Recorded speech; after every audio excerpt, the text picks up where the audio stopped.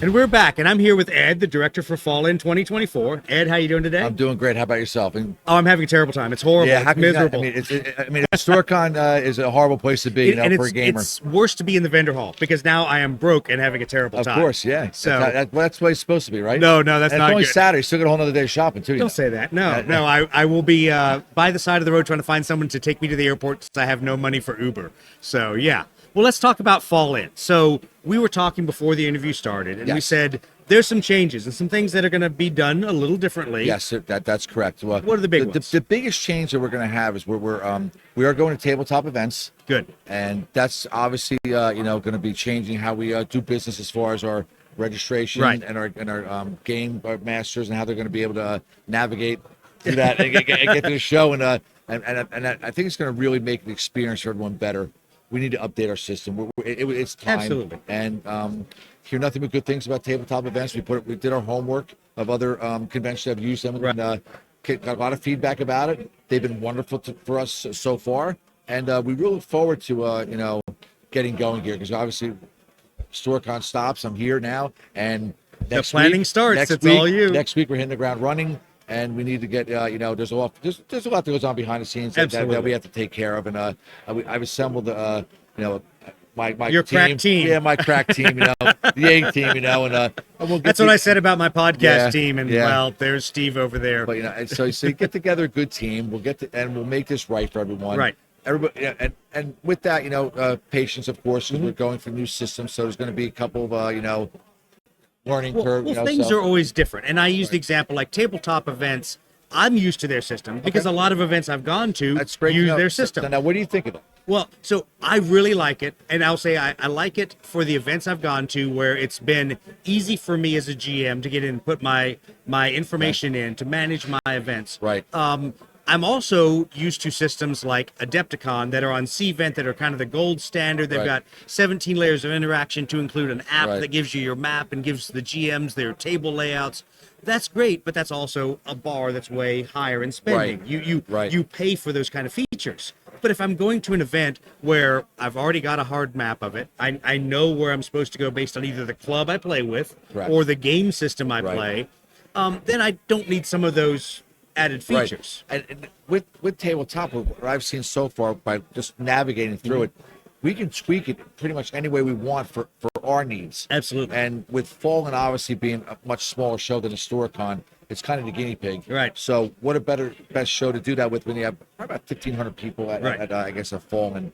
So we're going to get everybody together, manage that. So and we said patience. Everyone heard patience. Yeah, we patience. We're gamers. We're terrible at patience. You know what? I've been around for a long time. 30 plus. My father, my mother, all of us, our family were all big gamers. So and that was pounding me, and that's that's a good thing. So, but I know everybody here. Yeah. Obviously, I met you guys last year. Right. We a little bit of friendships here building. I love what you guys do, and Thanks, I now appreciate that. I know all the vendors. For the most part, same vendors been coming for a long time. So when they see a face, and we're all working together for the same goal. Right. I want to see the vendors make a lot of money. Exactly. I want anybody coming here to have a great experience. Yep. I want the GMs to be able to, navigate their systems and be able to get to where they need to get to, and make it easier for our our event goers to be able to go on there and get their games efficiently and to be able to really block out the whole weekend, and.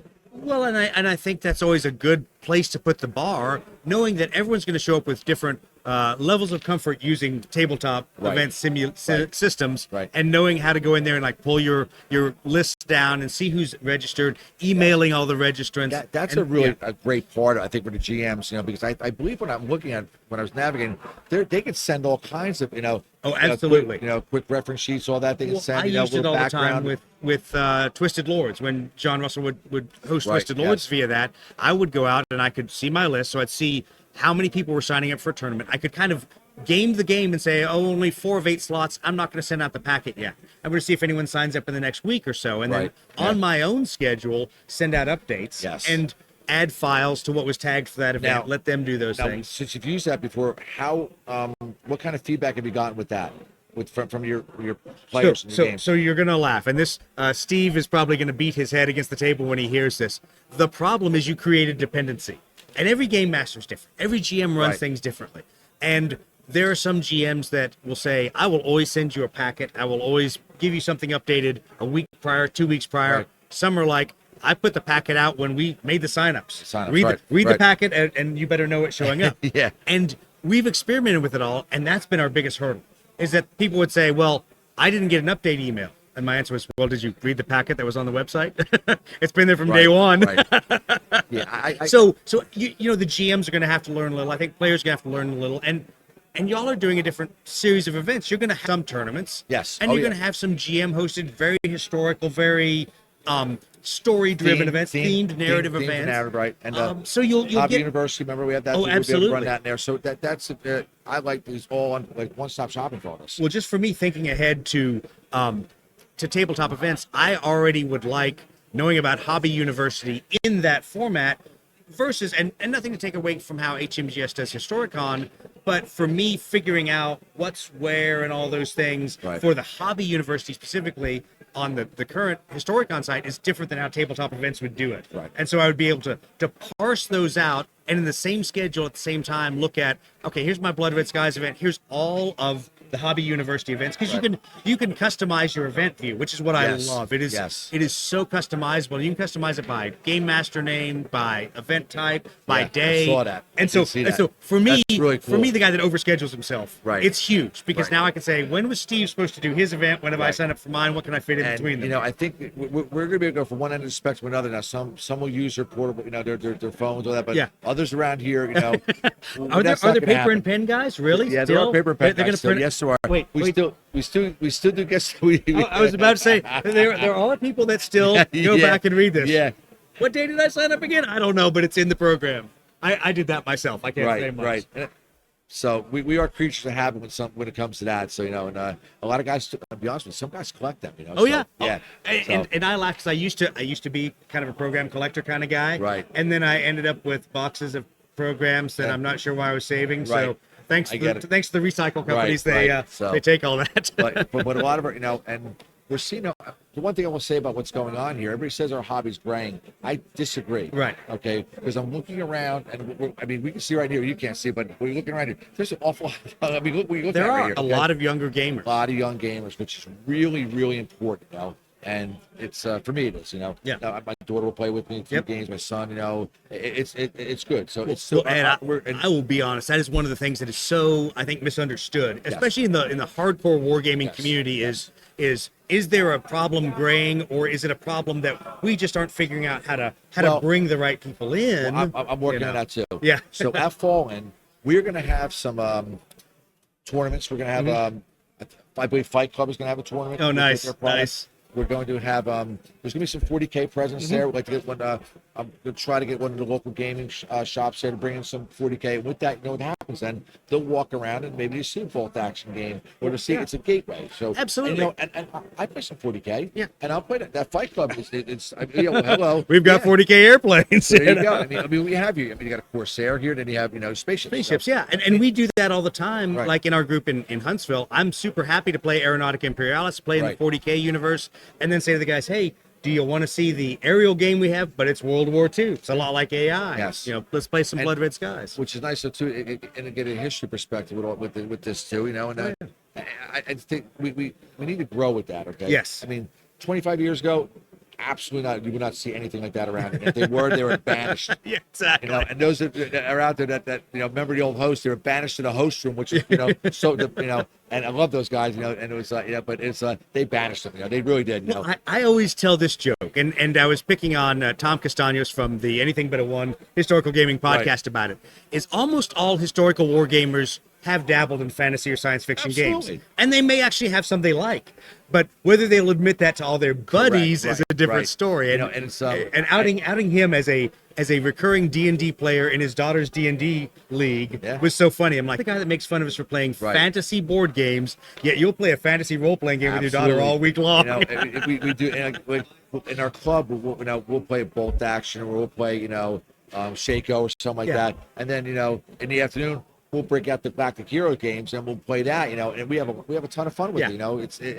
And and for me, with when we introduced the fantasy part of it, I mean, look at the artwork. Oh, yeah. Because I think a big part of this is the artwork when it comes down to, and I love the the painting competition that we have here. Yep. And all. It's a big part of it. My parents were artists, I mean, it's a huge part for me to just go up and look at everything too, the artistry and how we're evolving and things are really. I mean, we're gaining momentum. We tell the joke on the Leap Pursuit podcast that you can teach any art style, painting class or hobby class to a fantasy or sci-fi gamer, but God forbid you want to teach a historical war gamer how to paint. And it's so funny because it's all the same techniques and it's all the same cool shortcuts. Yes. But we laugh because there's a natural resistance to, well, I'm just painting camouflage. I'm just painting guys in olive drab. Yeah. But when you really master some of those artistic techniques, you suddenly have a table of bolt action 28 mil figures that pop. You're like, oh wow. And that's how you draw more people in. They don't want to see a bunch of olive drab out there, but they go, I can see individual figures. I know that guy's the machine gunner. That draws people in. Yeah, definitely. Absolutely. So, like I said, it's going to be a great show. Good. I'm looking forward to, representing HMGS. It's a big honor for me. Like I said, it's I have a big responsibility. Don't worry, and we're going to hold you to it. Yeah, I know that, and, but with that, I will say this. I mean, I'm Brenda is my, assistant, convention director. Let me tell you something. She might as well be the convention director. You're just the pretty face, is what you're saying. Pretty much, I'm the face of the franchise. Hello, this face, But we have a great staff, and we have wonderful volunteers that are with us. That's always something I have to say about and all the HMGS volunteers. With that, anything is possible. Yeah. We see a problem, we clear that hurdle. Yep. And there's no drama. There's nothing like that, and we'll make it happen. Because at the end of the day, we're playing with little soldiers. Yeah. We just want to push our little airplanes, little soldiers around, and everything will be fine. So for the recurring HMGS or recurring tabletop war gamer coming back, what should they really be expecting? What do they want to know about? One of the big things we're going to be doing at Fall, which is something else which I think is what we should be doing as a not-for-profit also is Toys for Tots is going to be really big for us at this show. We're going to showcase Toys for Tots. We're going to have, I'm going to say this out there, we're going to have probably 1,500 attendees. And if we can get one toy, no matter outside, we don't care, dollar store, we don't care what it is. One toy, that's 1,500 toys for kids that have absolutely nothing. Absolutely. And it's obviously November. The date's the 31st, first, that weekend of Halloween weekend. Halloween. So we're kicking off pretty much, everybody's going to have Christmas stuff out anyway. So it's going to be, we can kick off the Christmas season for us as a group. Right. Hey, we're doing something good for Toys for Tots. And for me, being a retired Marine, Toys for Tots is always one of those things that you always like to see the community get involved in. Because we on the Marine Corps side feel like, okay, Toys for Tots, we do this a lot, reserve units do a lot, but it's really cool to see other parts of the community get committed to do that. So we really appreciate that. Because you guys, I mean, Semper Fi, you guys do a great job with that. We try. We're looking at like maybe get a do snap there or something like that to pick the toys up or something.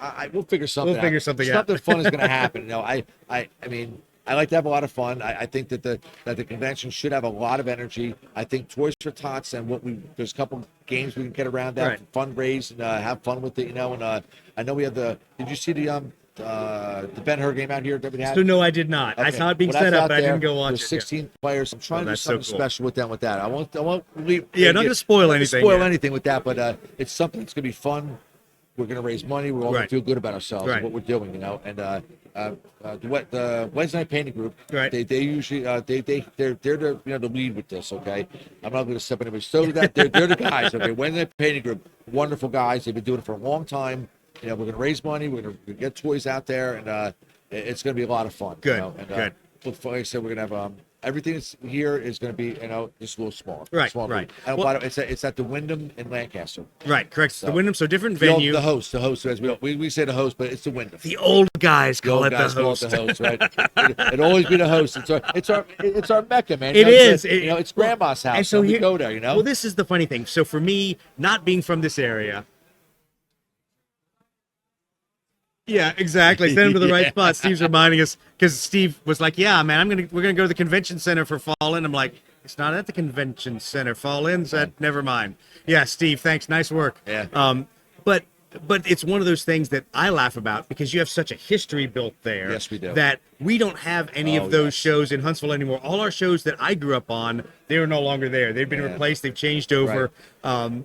But for you all, there's both a good and a bad. There's a history there, but there's always expectations or, it was so much better 15 years ago or, whatever. Yeah. And we just got to get over that. Yeah, and we're bad about gamers. We're bad as gamers to do that. And I think, what, and it's totally renovated over there. Did a great job over there. They have. A lot of square footage for us to utilize. Absolutely. And, I love that vendor hall. It may be the fanciest looking event center around. It's really nice. Cool, right? Yeah, you feel like you're the waterfall. We want that added touch over there for you. I mean, come on. I was feeling thinking, all fancy over if there. there's anybody out there that's going to fall and they want to get married there, I guess you get married there. Yeah. The fountain there. We'll put the little archway right out there in front of it. To get married there. I'm sure Steve is somewhere, as a pastor that can marry people. Yeah.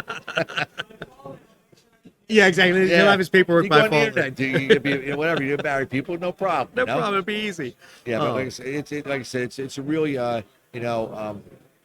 it's great to be able to step up a little bit here. It's my turn, so to speak. Yeah. I've GM'd. I've come to the show. I've done some other small things for the show, but now it's time when they needed someone to come forward. And I was pleased enough that the board, thank you board, that they chose me and I mean run with a lot of things. Especially with tabletop, I think it's going to be our biggest hurdle. But we're going to do it. We're going to do it. There's always going to be change. We as gamers are terrible about that. Yeah, but we are. But the fact is, change, use new systems, learn the new systems, and see if it's better for it.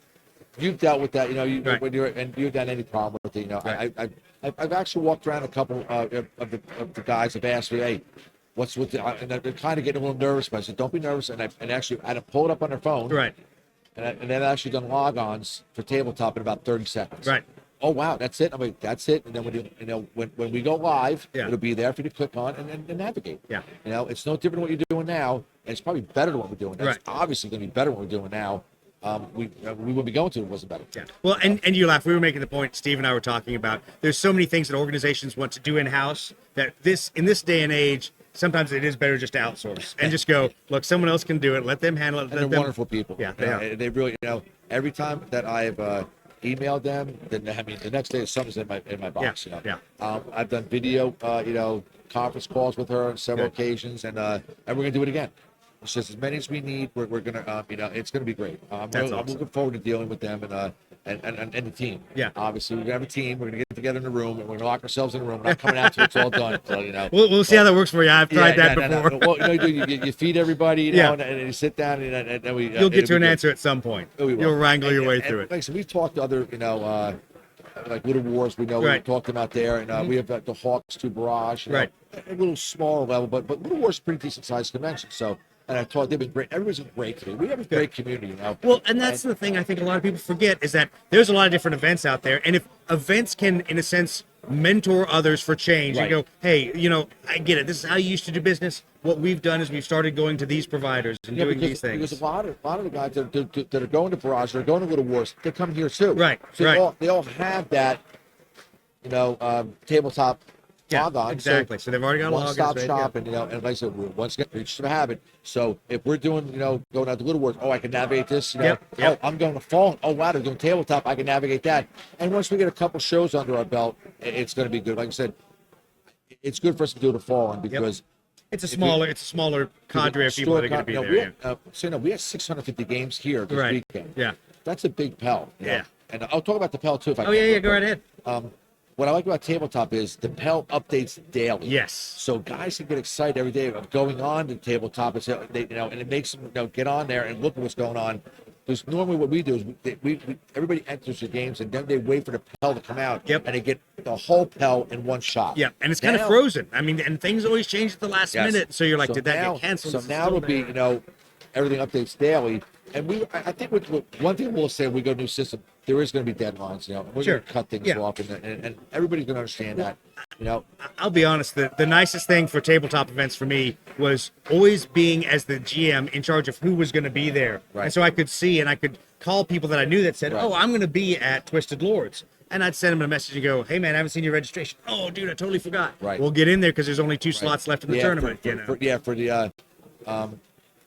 for the actual like events, all that. Yeah. But the registration we're working out too. There's certain things we have to do for our membership and Right. how we're going to do our billing and things like Yeah, that. absolutely. So There's always some behind the scenes pain that's we got have to be tweak there. all that, but it's all going to be worked out. It's going to be fine. Good, I'm good. confident. I'm an optimist. And what I'm doing is surrounding myself with good people. Yes. And if you surround yourself with good people, you're going to get the job done. Yes. 100%. Absolutely. 100%. Good people and plenty of rope for them to run free is what I've learned in my time. Common sense. Yeah. Keep it simple, stupid. Yep. And that's what we're going to do for the first time we get out there, And we're thinking about a few things maybe some block scheduling and things which I think makes things easier for our events manager to be able to do that. Right. And our clubs are pretty good because they kind of police themselves, so to speak. Yeah. And when they enter, they send their games, and they'll be fine with their tables, and we'll be able to, a lot of good things. We're gonna have like a guest of honor. I'm not gonna say who it's gonna be. There's definitely gonna be. It's gonna be me. Steve's gonna be the guest Steve of will be honor. the guest of honor over there. Oh God, not that. First of all, who wears sandals to a wargaming convention? No, I got That's a better what I one. Who walks the entire battlefield at Vicksburg in Crocs? That man. Yes, the man doing our audio, Steve Toth. Yeah. There you go. The Roman Legion game. That's why you're. You keep thinking that. You keep thinking that over there. Okay. You see the shame that these guys bring me on this team. I know. I get it. But it's we have a lot of good stuff coming up. Like I said, Toys for Tots. We're gonna raise money. We're gonna get toys there. We're gonna have a great time celebrating that. We're gonna kick off the holiday season. We have a guest of honor. It's for me. It's gonna be. You'll see. All right. You're gonna be there, right? Yep, I'll be there. And you're gonna find out who that guest of honor is gonna be, and everybody's gonna it's gonna be great. Awesome. I mean, other than that, it's not much more to talk about. It's a gaming show. Come on out, have a great time. Come out, push the little toy soldiers push around. Soldiers, it sounds like a terrible idea. Come and visit. You should see what they have going on here right now. It's just great. Look at this. Yeah. F4's on a stick. Oh yeah. Doesn't everyone love F4s? Oh yeah. How can you not love this? You guys do a tremendous job Thanks. here. Well, We're having a great you guys time. treat us great here. You guys have been awesome, and so we really appreciate all that. Everything has been. You look around, and as long as people are smiling. And that's what I like about it. People are out there, they're playing games, they're having a good time, and they're being good sports. There's not bad feelings, people storming out. The things you haven't we gone see. to the club rooms up there. Okay, that's true. That's a different story. But, a little anger up there. Yeah. So, but well, Ed, thanks for everything. It is absolutely good to get you out here. It's a pleasure being here. And I appreciate you guys what you do. And I think this is great. The podcast. There's a lot of. And there's gonna be more of you. I know Which you guys we're all work excited together, about. That's what I laugh at. Can I talk about a couple of them? Absolutely, please. We have Bill. From. Bill's Wargaming World, and Bill Balanu's channel on YouTube is great. We have Mark's Game Room, of course. Yep. Mark, another great, and we have Little Wars TV. Yep. They're back up, and Craig's no longer babysitting anymore, so he's back out, doing their thing. So, but it's we have a lot of different, and there's I think Jared is doing for Next Gen. Yep. And That's good. Remember, let me mention Next Gen too. Yeah, go right ahead. No. The Next Gen is kind of our to bring our young people in. And Right. they go into a lot of local libraries, and it's starting to Connecticut. It's moving into it's moving actually into Pennsylvania and Jersey. I think they're doing that. They're looking at expanding. Nice. And it's another great program to get young people in and enjoy the experience here. So it's all good. Hey, we have an award winner there from one of my buddies. He won the painting award for. That the War Games Illustrated did here too. So, nice. Nice. Real nice. It's always good to see all the painting stuff in the case out there. Absolutely. I think that's one of those things that just to expand over time. Yeah, we're live here, buddy. We're live, baby. So we'll let anyone on the Leap. We'll let anybody. That's right. But, when you're important, you get to come here. When you're, please stay behind us. Okay, you can't go. I'll take autographs when you're done here. Okay. Yeah, for all of you who are used to Leap podcast, we now have velvet ropes that keep the riffraff out. VIP, baby, VIP. All right. Awesome, man. Well, thanks. Yeah. Take it easy. Again. Yeah. And we'll see everybody. Hey, thanks. Call in.